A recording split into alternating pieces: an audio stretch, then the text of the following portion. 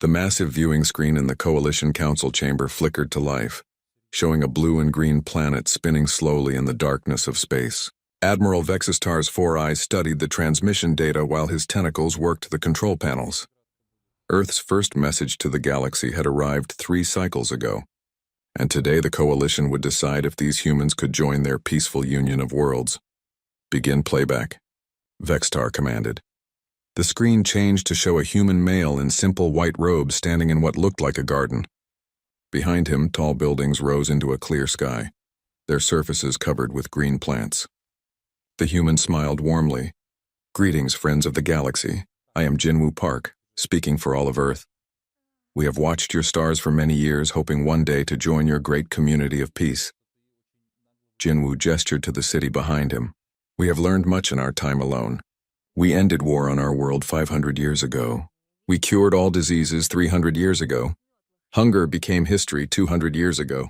Now we wish to share what we have learned and learn from you." The transmission showed scenes from Earth.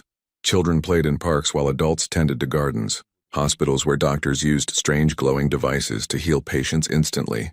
Laboratories where scientists worked on ways to restore damaged planets.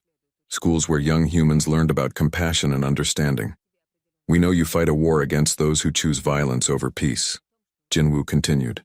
"We do not offer weapons or soldiers. We offer something better, knowledge of how to turn enemies into friends, how to heal what war has broken, how to build a future where fighting becomes impossible." The recording ended. Vextar looked around the council chamber at representatives from 47 different worlds. The Kalari delegate, her crystal body glowing soft blue, spoke first. "Their cities are beautiful, no weapons visible anywhere. Their technology seems focused entirely on healing and growth. The readings match their claims," added the Morgan representative, his metal form clicking as he moved. "No military installations detected. Their power sources are clean. Their space traffic is minimal and appears to be for research only." Councillor Thren, speaking for the warrior clans of Valdris, seemed puzzled. How does a species survive without military strength? What protected them while they developed? "Perhaps they were lucky," suggested the Kalari. "Some worlds never face serious threats, or perhaps they found better ways to solve problems before violence became necessary." Vextar studied the data again. Earth's technology was impressive. Their medical advances could help the war effort by healing Coalition soldiers faster. Their environmental restoration techniques could repair worlds damaged by hegemony attacks. Their peaceful philosophy might even help find diplomatic solutions. "Their application shows they understand our laws," Vextar announced. "They request observer status first as required. They offer aid to war refugees. They want to study our culture and share their knowledge freely." The vote was quick. 47 worlds agreed. Earth would be welcomed as observers with a path to full membership once they proved their commitment to Coalition values. 3 days later, Jinwoo Park sat in a small room aboard the Coalition station orbiting Earth. Across from him, Dr. Haijin Ko reviewed the acceptance message on her tablet. Behind them, Captain Taemin Lee stood quietly by the window, watching Coalition ships patrol the system. "They accepted faster than we predicted," Haijin said softly. "Full observer status and an invitation to send representatives to their capital station." Jinwoo nodded. "Their war against the hegemony is going worse than they admit. They need hope. They need to believe peace is possible." "The intelligence reports were accurate," Taemin added without turning from the window. "Their military doctrine focuses on defense and territory control. They fight like they're trying not to lose rather than trying to win." Haijin pulled up holographic displays showing Coalition fleet movements. "Their ships are powerful but slow. Good shields, decent weapons, but they use predictable formations. They announce their attacks. They avoid civilian targets even when it would be tactically smart. They fight with honor," Jinwoo said. "That will make them easy to help when the time comes." Taemin finally turned from the window. "And the hegemony?" "Brutal but simple," Haijin answered, switching to recordings of hegemony attacks. "They use fear as a weapon. They target civilians first. They fight like animals. No strategy beyond destroy everything. Effective against honorable opponents, but they have obvious weaknesses." Jinwoo stood and walked to the window. Below them, Earth looked peaceful and beautiful.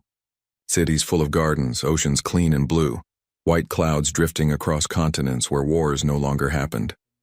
"The Coalition thinks we ended war because we became wise," he said quietly. "The truth is simpler. We ended war because we became too good at it. When winning became too easy, war stopped being useful." He turned back to his companions. "But they're not ready for that truth yet. They still believe war and peace are opposites. They don't understand that sometimes peace only comes after you prove that fighting you would be impossible." Heejin closed her tablet. "The ship is ready. Engineering reports all systems are functioning perfectly.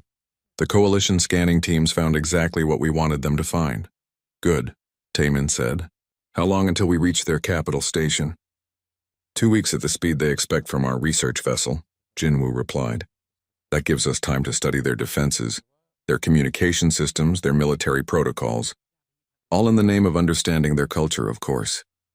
He moved to a wall panel and pressed his hand against it. The panel glowed, revealing a complex display of ship systems and weapons arrays, all currently hidden from Coalition sensors. "They invited us to observe their war. They want us to see how civilized species fight. They hope we can help them find a peaceful solution." Jinwoo's smile was gentle, but his eyes were sharp. "We will observe. We will learn everything about their enemies and allies. We will study their tactics, their technology, their weaknesses and strengths." He closed the hidden panel. "And when we're ready, we will show them what Earth really learned during our 500 years of peace. We will teach them the difference between never fighting and never needing to fight." Yejin and Taemin exchanged looks. They had trained for this moment their entire lives. Earth's first contact with galactic civilization would go exactly as planned. Outside the window, Coalition ships continued their patrols, unaware that they were already being studied by predators who had learned to hide among the sheep. The Earthship Harmony drifted slowly toward Nexus Prime, the Coalition's largest space station. From the outside, it looked like exactly what Earth had claimed: a peaceful research vessel with smooth curves and no visible weapons. The hull gleamed white and blue, covered with sensors and communication arrays that any curious species might use to study the galaxy. Captain Taemin Lee stood on the bridge, watching the massive station grow larger on the main screen. Nexus Prime was beautiful in its own way, a crystal and metal structure that sparkled with lights from thousands of different species living and working together. Ships from dozens of worlds docked at its ports while others patrolled the surrounding space.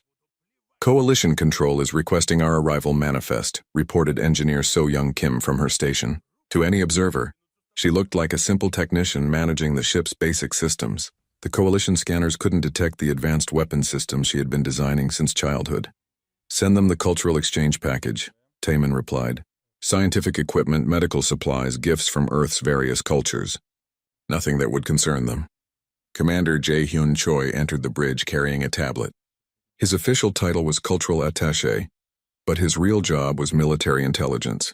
"Coalition Welcome Committee is preparing quarters for us in the diplomatic sector. They've arranged tours of their medical facilities, their peacekeeping academy, and their refugee centers." "How thoughtful," Taemin said with a slight smile. "They want to show us their best qualities." "What about their military sections?" "Off limits to observers, of course. But they're planning a cultural demonstration of their fleet capabilities. They want to impress us with their strength while showing us how disciplined and honorable their warriors are." So-Young looked up from her controls. "Perfect. We'll learn more from watching them show off than we could from any classified briefing." The Harmony docked smoothly at Nexus Prime. Coalition security teams came aboard for the required inspection, their scanners finding exactly what they expected: peaceful research, equipment and gifts from Earth. They missed the weapon systems hidden behind medical scanners and the military, computers disguised as cultural databases. Admiral Vextar himself came to greet the human delegation. His tentacles moved in patterns that Jae-hyun recognized as formal welcome gestures from their cultural studies. "Captain Lee, welcome to Nexus Prime. The Coalition is honored by Earth's desire to learn from us. We hope this is the beginning of a long friendship." Taemin bowed in the Earth style. "Admiral Vextar, we are grateful for your welcome. Earth has much to learn from species who have achieved such unity across the stars.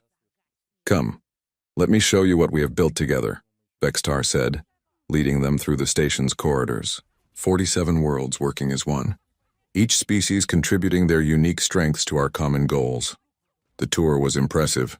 Medical centers where Coalition doctors used advanced healing technology, To treat wounded soldiers. Research labs where scientists from different worlds work together on projects to help war refugees. Schools where young beings from across the galaxy learn to communicate and cooperate. This is beautiful, Jae-hyun said, watching children from 6 different species playing together in a learning center. How do you maintain such harmony with so many different cultures? Patience and understanding, Vextar replied.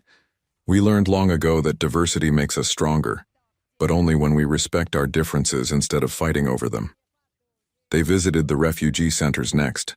Thousands of beings from worlds attacked by the hegemony lived in comfortable temporary homes while coalition engineers worked to rebuild their planets. The humans asked careful questions about the refugees' experiences, their needs, their stories of survival. So Young took particular interest in the engineering projects. Your planet restoration technology is amazing. How do you power such large-scale operations? Fusion reactors mostly, with some solar collection systems, the coalition engineer explained proudly. We can restore a damaged atmosphere in just a few years. Fascinating. And your defensive systems? How do you protect the refugee camps from further attacks? Shield generators and patrol fleets. We've learned to create safe zones that the hegemony cannot penetrate. The engineer didn't notice So Young making mental notes about power requirements, shield frequencies, and patrol patterns. Information that seemed innocent to a peaceful species, but was pure gold to someone who understood warfare. The cultural demonstration came on their 3rd day. Admiral Vextar invited the humans to watch coalition fleet exercises from the station's observation deck. Dozens of sleek warships performed complex maneuvers in the space around Nexus Prime. Our forces are trained for defensive operations primarily, Vextar explained as they watched. We protect our worlds and our allies, but we do not seek conquest. Timon studied the formations through his binoculars. The coalition ships moved in precise patterns, each vessel knowing its place and role. Their weapons fired in coordinated volleys that would devastate any normal enemy. Their shields overlapped to create protective barriers around weaker vessels. Impressive discipline, he said honestly. Your captains clearly train together regularly. Yes, unity of purpose requires unity of action. Each ship captain knows that their duty is to protect others, not to seek personal glory. Jae-hyun watched the exercise with different eyes. He saw how the coalition formations were designed to minimize casualties rather than maximize damage. How they always left escape routes for enemies who wanted to retreat. How they focused on disabling enemy ships rather than destroying them. Have these tactics been effective against the hegemony? He asked carefully. Vextar's tentacles drooped slightly. We have prevented them from taking our core worlds. But each battle costs us more ships than we can afford to lose. They fight without honor, without mercy. They target our medical ships. They attack refugee convoys. They use tactics that no civilized species would consider. What kind of tactics? They sacrifice their own ships to ram ours. They use captured coalition vessels as bombs. They broadcast recordings of torture to demoralize our crews. They are animals, not warriors. So Young leaned forward. Have you considered adapting your own tactics to counter theirs? How could we do such things and remain who we are? If we become like them to defeat them, then they have already won. The humans exchanged subtle glances. The coalition was losing because they cared more about fighting honorably than fighting effectively. They would rather lose as heroes than win as villains. That evening, back aboard the Harmony, the human team reviewed what they had learned. Their technology is excellent, So Young reported. Ships, weapons, shields, all top quality. But their tactics are designed for fighting other honorable opponents, not for total war. The hegemony is winning through brutality and unpredictability, Jae-hyun added. The coalition can't adapt because adaptation would mean abandoning their principles. Taemin looked at the tactical reports they had gathered. Coalition fleet positions, communication codes, supply routes, defensive strategies. Everything they would need to understand both sides of this war. They invited us here to learn about peace, he said quietly. They want us to help them find a diplomatic solution with the hegemony. And will we? So Young asked. Taemin's smile was cold. Oh yes, we will help them find peace. But first, they need to learn what Earth discovered long ago. Sometimes the only way to achieve lasting peace is to become so terrifyingly good at war that no one dares disturb it. He activated a hidden communication system. Send word to Earth Command.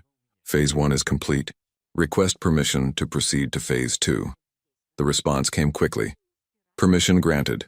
Show them what humans learned during our 500 years of peace. The emergency session of the Coalition Council began with terrible news. Admiral Vexitar's image flickered on screens throughout the galaxy as he delivered the report that every species had feared. The hegemony has broken through our outer defenses. 3 core worlds have fallen. Kepler Prime is under siege. Our projections show complete defeat within 40 cycles unless we receive immediate military assistance. Jinwoo Park sat in the observer section, his face showing the appropriate shock and concern that any peaceful species would feel hearing such news. Around him, representatives from dozens of worlds argued frantically about evacuation plans and last resort defenses. The hegemony has 15 battle fleets moving toward our capital systems, continued Vextar. They're using captured coalition ships as shields. Our forces cannot fire on our own vessels even when they're being used against us. Counselor Thren of Valdris slammed his armored fist on his desk. Then we die with honor. Better to fall as heroes than live as slaves. Honor will not save our children, snapped the Kalari delegate. We need solutions, not pretty speeches about heroic deaths. Jinwoo stood slowly. The chamber fell quiet as all eyes turned to the human observer who had rarely spoken during his weeks at Nexus Prime. If I may, he said in his calm, gentle voice, Earth would like to offer assistance. Vextar's tentacles curled in confusion. Ambassador Park, we appreciate your concern, but what assistance could a peaceful species provide? We need weapons and warriors, not healing technology and wise words. Jinwoo's smile was sad and knowing. Admiral Vextar, you invited Earth to observe your war. For these past months we have observed. We have learned. We have studied both your tactics and those of your enemies. He walked to the center of the chamber. You asked us what Earth learned during our 500 years without war. You assumed we learned wisdom and compassion. You were partly right. Jinwoo touched a control panel and the chamber's screens changed to show Earth's solar system. But instead of the peaceful research vessels the Coalition expected to see, hundreds of sleek warships moved in perfect formations around every planet and moon. We did learn wisdom, Jinwoo continued as gasps echoed through the chamber. We learned that the highest form of wisdom is understanding when peace is possible and when it is not. The screens showed more ships emerging from hidden bases throughout Earth's system. Massive dreadnoughts that dwarfed anything the Coalition had ever built. Smaller vessels that moved like living things through space. Weapons platforms that bristled with technology the Coalition couldn't identify. We learned compassion, Jinwoo went on. We learned that true compassion sometimes means doing terrible things to terrible people, so that good people can live in peace. Admiral Vextar stared at the screens in shock. But your cities, your culture. You said you ended war 500 years ago. We did end war, Jinwoo replied. We ended it by becoming so devastatingly efficient at warfare that no one on Earth dared start another conflict. We perfected the art of war so completely that war became obsolete. A new image appeared, Captain Taemin Lee standing on the bridge of what the Coalition knew as the peaceful research vessel Harmony. But the ship behind him had transformed. White plating had retracted to reveal black armor. Sensor arrays had reconfigured into weapon systems. The gentle curves had shifted into the predatory lines of a warship. Captain Lee, Jinwoo said formally, please report on your observations. Taemin's voice was crisp and professional. The Coalition fights with honor but without effectiveness. They announce their attacks, avoid civilian targets, and allow enemies to retreat. The hegemony fights without honor but with brutal efficiency. They target civilians first, use deception constantly, and never retreat. New figures appeared on screen. Humans the Coalition had never seen before. Admiral Misun Jang, her uniform bearing decorations from conflicts the Coalition couldn't imagine. General Dong Hyun Lim, standing before formations of soldiers whose equipment looked alien and deadly. Dr. Yan Ho Bei, surrounded by weapons that seemed to bend physics itself. The Coalition asks what assistance Earth can provide, Jinwoo said. Earth offers you a choice. You can continue fighting honorably until you lose honorably, or you can let us show you how to end this war permanently. Counselor Thren found his voice first. You lied to us. You said you were peaceful. We never lied, Jinwoo corrected gently. We are peaceful. Earth has not seen warfare in 500 years. Our children play in gardens while learning to read poetry and plant flowers. Our scientists spend their time healing diseases and cleaning oceans. He gestured to the warships on screen. But we remember. We remember every lesson learned in 10,000 years of human conflict. We remember every strategy that worked, every weapon that ended battles quickly, every technique that made victory inevitable. Why? Whispered the Kalari delegate. Why hide your strength?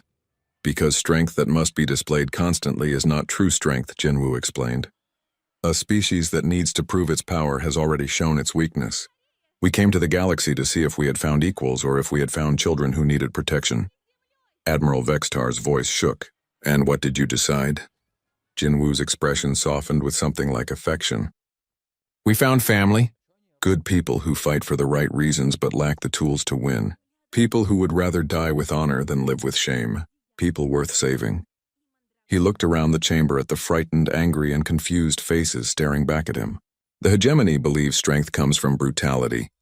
The coalition believes strength comes from honor. Earth learned long ago that true strength comes from the ability to end conflicts so completely that they never happen again. Admiral Mi-sun Jang is moving 12 battle fleets to Kepler Prime, Jinwoo announced. General Dong-hyun Lim is deploying psychological warfare specialists to break hegemony morale. Dr. Yeon-ho Bae is preparing weapons that will turn the enemy's own technology against them. The chamber erupted in argument. Some species demanded explanations. Others called for Earth's immediate expulsion. A few asked tactical questions about human capabilities. Jinwoo waited patiently for quiet. The coalition invited Earth to join your community of peaceful species. That invitation stands. But understand, Earth's definition of peace is different from yours. We do not believe in peace through surrender. We believe in peace through victory so complete that future wars become impossible. He touched another control, and the screen showed hegemony fleets suddenly changing course, fleeing from invisible threats. Their communications filled with panic and confusion as ships began turning against each other. The war will be over in 3 days, Jinwoo said simply. The hegemony will surrender unconditionally, and their leadership will be removed. Their worlds will be placed under protective custody until their populations can learn to live peacefully. And after that? Admiral Vextar asked quietly. Jinwoo's smile was warm and genuine. After that, Earth will help you build a peace that lasts forever. Not because everyone agrees to be good, but because everyone understands the consequences of being bad. He bowed to the assembly. You thought Earth was peaceful. You were right, but you misunderstood what peace really means. Peace is not the absence of war. Peace is what happens when war becomes impossible. The chamber fell silent as species throughout the galaxy realized that everything had changed. They had invited observers to watch their war. Instead, they had invited gods to judge their enemies. The Battle of Kepler's Gate had been raging for 18 hours when the human fleet arrived. Coalition forces fought desperately to hold the final defensive line protecting their core worlds. But everyone knew they were losing. Admiral Vextar watched from his command ship as another coalition cruiser exploded under hegemony fire. Sir, unknown vessels approaching from the outer system, his sensor officer reported. Configuration matches Earth designs, but the readings don't make sense. Vexitar studied the display. 12 human ships moved toward the battle zone, but they seemed to flicker in and out of existence on his sensors. Sometimes they appeared as single vessels, sometimes as entire fleets, sometimes as nothing at all. Coalition Command, this is Admiral Mi-sun Jang of the Earth Defense Force, came a calm female voice over the communications channel. We are assuming tactical control of this engagement. All coalition vessels are to follow our instructions precisely. Earth Admiral, with respect, we appreciate your assistance. But coalition forces have fought together for Admiral Vextar, Mi-sun interrupted, her voice cutting through his words like ice. In the next 30 seconds, the hegemony is going to launch a concentrated assault on your left flank, using captured coalition ships as shields. Your current formation cannot counter this attack without destroying your own vessels. Vextar looked at his tactical display. Nothing indicated an imminent attack on the left flank. How could you possibly know? His sensors screamed warnings as 50 hegemony vessels, led by 3 captured coalition destroyers, emerged from behind a nearby asteroid and charged directly at his left flank. All coalition ships, emergency maneuver pattern 7 Alpha immediately, Mi-sun commanded. Do not hesitate. Do not question. Move now. Coalition training took over. Ships across the fleet executed the emergency maneuver, pulling back from their positions just as the hegemony assault reached maximum range. The captured coalition ships, expecting to find easy targets, instead found empty space. "Now watch," Mi-sun said quietly. "Commander Jae-hyun Choi, begin psychological operations." Something changed in the space around the captured coalition ships. The hegemony vessels that had been following them suddenly slowed, then stopped completely. On the communication channels, coalition officers could hear hegemony voices screaming in panic and confusion. "What's happening to them?" Vextar asked. "Humans understand that war is fought in the mind as much as in space," Mi-sun explained. "Commander Choi is broadcasting frequency patterns that trigger fear responses in hegemony brain chemistry. Their own nervous systems are turning against them." The captured coalition ships began firing on their hegemony escorts. But these weren't coalition weapons anymore, somehow. The humans had modified them to be far more powerful and precise than anything the coalition had ever built. "Engineer So-young Kim has been very busy during your ship inspections," Mi-sun continued. "Every coalition vessel that visited human space now carries her modifications. Your weapons are now our weapons. Your sensors are now our sensors. Your shield generators are now broadcasting exactly the frequencies we want them to broadcast." Vexitar stared in horror and amazement as his own ships began fighting with capabilities he had never seen. Coalition cruisers that should have taken minutes to destroy enemy vessels were cutting through hegemony defenses in seconds. Weapons that had barely scratched enemy armor were now punching through it like paper. "This is impossible," he whispered. "How did you modify our ships without us knowing?" "Because you invited us to learn about your technology." Captain Taemin Lee's voice joined the conversation. "Every scan we performed, every system we examined, every cultural exchange we participated in, we were installing improvements. Your own cooperation gave us access to everything we needed." The Harmony, no longer disguised as a research vessel, moved through the battle like a predator among sheep. Its weapons didn't just destroy hegemony ships. They captured them, converted them, turned them against their former allies. Within minutes, half the hegemony fleet was fighting for the humans.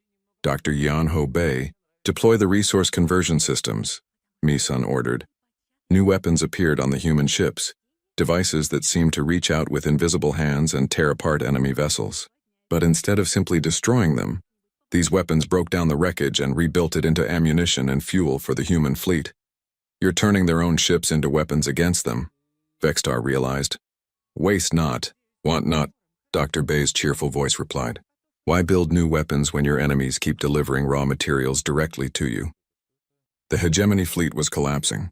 Ships that had been confident in their superior numbers now found themselves outnumbered by their own captured vessels. Crews that had trusted in brutal tactics discovered that brutality was useless against opponents who understood it better than they did. But the humans weren't finished.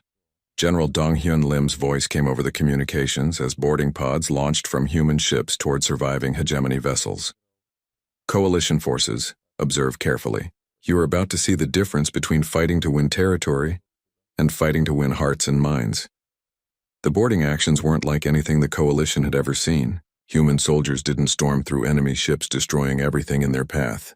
Instead, they moved like surgeons, precisely targeting command systems and communication nodes while leaving crew quarters and life support untouched.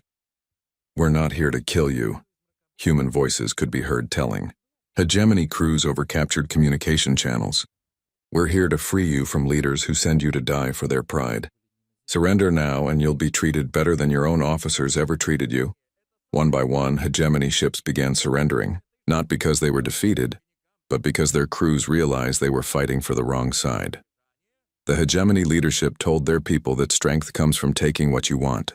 General Lim explained to the amazed coalition officers, "We're showing them that real strength comes from making others want to join you." Within 6 hours, the battle was over.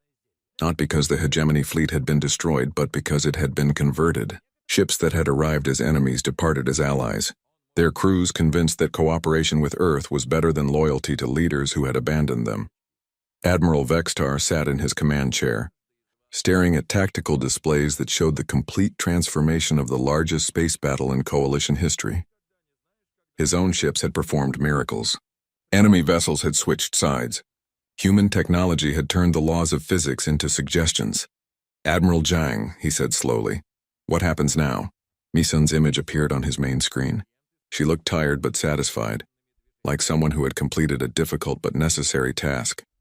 Now you learn the most important lesson of human warfare, she said. The best victory is the one that makes future battles impossible. We didn't just defeat the hegemony fleet. We convinced it to join us. We didn't just win a battle. We ended a war. She gestured to the converted hegemony ships now flying in formation with coalition vessels. These crews will return to their home worlds not as defeated enemies, but as witnesses to a better way. They'll tell their people that Earth offers partnership instead of domination, prosperity instead of conquest. And if their governments refuse? Vextar asked. Mi-sun's smile was gentle, but her eyes were steel. Then their people will choose new governments. We've learned that the most effective way to change an enemy's mind is to show them a better alternative and let them choose it for themselves. As the human fleet began organizing the massive combined force of coalition and converted hegemony ships, Vextar understood that he had witnessed something unprecedented in galactic history. The humans hadn't just won a battle, they had redefined what warfare could be. Welcome to the new galaxy, Captain Lee said over the communications, where wars don't end in destruction, they end in transformation. 6 months after the Battle of Kepler's Gate, the galaxy was unrecognizable. Jinwu Park stood on the observation deck of Nexus Prime, now the headquarters of what the species had begun calling the Terran Protectorate, watching construction crews from dozens of worlds working together on projects that would have been impossible before Earth's arrival. Former hegemony worlds sent their best engineers to help rebuild coalition planets damaged in the war. Coalition scientists worked alongside human researchers to develop technologies that could restore entire ecosystems in weeks instead of years. Most surprising of all, former enemies now served together on mixed crews aboard ships designed using Earth's impossible technology. The integration is proceeding faster than our models predicted, Dr. Hai-Jin Ko reported, approaching Jinwu with her daily briefing. 73% of former hegemony worlds have requested full membership in the new protectorate. The remaining 27% are being persuaded by their own populations. Jinwu nodded, unsurprised. Humans learned long ago that the most lasting conversions come from within. Show people a better way to live and they'll choose it themselves. Through the observation windows, they could see Admiral Mi-sun Zhang's flagship returning from the Outer Rim territories. Her mission had been to contact the remaining independent species who had stayed neutral during the Coalition Hegemony War. Based on the size of the fleet following her ship, those meetings had gone well. Any resistance? Jinwu asked. 3 species initially tried to form an alliance against us, Ye-jin replied with amusement. Admiral Zhang invited them to observe our military exercises. They joined the protectorate before the demonstrations were over. And the others? Once they realized that protectorate membership meant protection, prosperity, and access to human technology, most signed up immediately. The Keth Empire actually offered to pay tribute for the privilege of joining. Jinwu chuckled. I hope Admiral Zhang explained that we don't want tribute. We want cooperation. She did. The Keth Emperor was so confused by the concept of powerful beings who don't demand payment that he's coming to Earth personally to study our culture. Captain Taemin Lee joined them, his uniform now bearing the insignia of Supreme Fleet Commander of the Protectorate Defense Force. The former coalition and hegemony officers under his command had adapted quickly to human military doctrine, once they understood that it was designed to prevent wars rather than simply win them. Report from the frontier surveys, he announced. Long-range scouts have identified 47 additional species within 100 light-years of our current territory. Most appear to be pre-interstellar, but 3 have achieved faster-than-light travel. Any threats? Jinwu asked, though his tone suggested he already knew the answer. Unlikely. The most advanced appears to be roughly equivalent to the Coalition's technology level 50 years ago. If they're hostile, our standard first contact protocol should be sufficient. Jinwu smiled at the phrase, standard first contact protocols. Earth had refined their approach after the Coalition experience. They now arrived at new worlds as obviously powerful but clearly peaceful beings, offering gifts and knowledge while making it subtly clear that resistance would be both futile and unnecessary. Speaking of first contact, Hyojin said, The delegation from the Outer Reach Confederacy has arrived for their formal introduction to Earth. Through the observation windows, they could see the visiting ships, sleek vessels from 7 different species who had formed their own alliance in the galaxy's outer rim. They had requested this meeting after hearing stories about the humans who had ended the Great War without destroying anyone. Admiral Vextar approached the human delegation, his movements showing the respect and slight nervousness that most species now displayed around Earth representatives. 6 months ago, he had been the supreme commander of the Coalition's military. Now he served as liaison between human leadership and the various species adapting to the new galactic order. Ambassador Park, he said formally, the Outer Reach delegation is ready for their meeting. They've prepared questions about Earth's methods. I'm sure they have, Jinwoo replied kindly. Fear and curiosity are natural responses when meeting a species that rewrites the rules of the galaxy. Shall we help them understand what those new rules are? They made their way to the main conference chamber, now redesigned to accommodate the dozens of species that regularly met here. The Outer Reach delegation sat at a curved table, their various forms tense with uncertainty. Jinwoo took his place at the head of the table, flanked by Admiral Jang and General Lim. Behind them, holographic displays showed the current state of the galaxy. Hundreds of worlds working together under Earth's guidance, trade flowing freely between former enemies, conflicts being resolved through negotiation, backed by the quiet certainty that Earth would intervene if necessary. Welcome, friends, Jinwoo began, using the universal translator to address the delegation in their various languages. Earth is honored by your visit and your interest in joining the Protectorate. The lead delegate, a crystalline being whose species had developed on a high-gravity world, spoke first. Human Jinwoo, we have heard many stories about your people. Some say you ended the Great War in a single battle. Others say you can convert enemies into allies with a word. Still others claim you possess weapons that reshape reality itself. All true to some extent, Jinwoo replied calmly. Earth has capabilities that other species find difficult to understand. But our greatest weapon is not technology, it's perspective. What perspective? Asked another delegate. This one from a species that resembled mobile plants. General Lim answered. Most species see war and peace as opposites. Earth learned that they are two sides of the same coin. True peace doesn't come from avoiding conflict, it comes from being so prepared for conflict that others choose cooperation instead. Admiral Jang activated a holographic display showing Earth's current military deployments. We have the power to destroy any threat to galactic peace. More importantly, we have the wisdom to make that destruction unnecessary. Every species in the galaxy knows that Earth will protect those who cannot protect themselves and will stop those who threaten others. But how do you maintain control over such a vast territory? The crystalline delegate asked. How do you prevent rebellions and uprisings? Jinwoo's smile was gentle. We don't control anything. We protect everything. There's a difference. He gestured to the hologram, which now showed the flow of resources, information, and technology throughout Protectorate space. Every world in the Protectorate benefits from membership. Their people live longer, healthier, more prosperous lives than they could achieve alone. Their children receive the best education in the galaxy. Their sick are healed by medical technology that seems like magic to many species. And in return, the plant-like delegate pressed. In return, they agree not to make war on their neighbors, Admiral Jang replied. They share their knowledge and resources with others. They resolve disputes through negotiation rather than violence. Simple rules that benefit everyone. What happens if someone breaks these rules? The temperature in the room seemed to drop slightly. General Lim's expression remained pleasant, but something in his eyes suggested depths of capability that the delegates couldn't imagine. Then Earth intervenes, he said simply, quickly, decisively, with exactly as much force as necessary to restore peace and no more. Taemin stepped forward, his commander's uniform glittering with decorations from conflicts across the galaxy. 3 months ago, a species called the Ravagers attempted to raid shipping lanes in the former hegemony territory.